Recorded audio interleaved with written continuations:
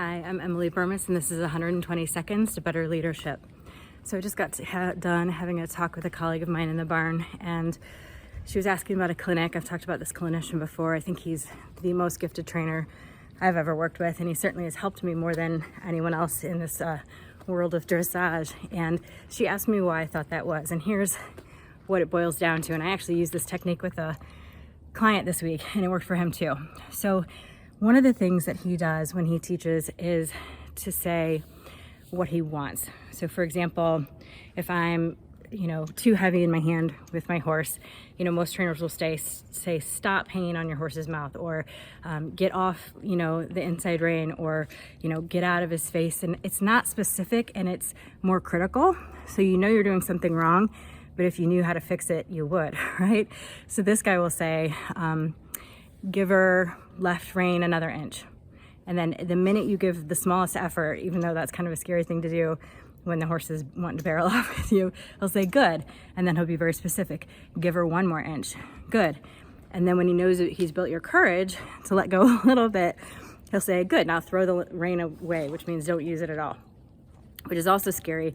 But because he's taken those steps to get you kind of ready for it, it's less scary and more doable.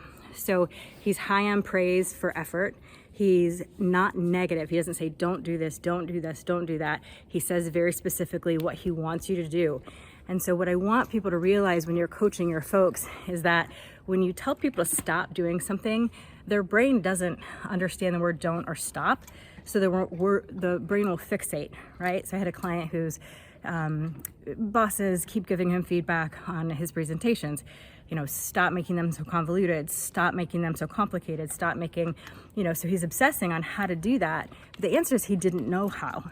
And so what we tried instead in our coaching session was, okay, let's try it again. Let's try to slow down your delivery by 20%. And he did. And I was like, that was so much clearer to me.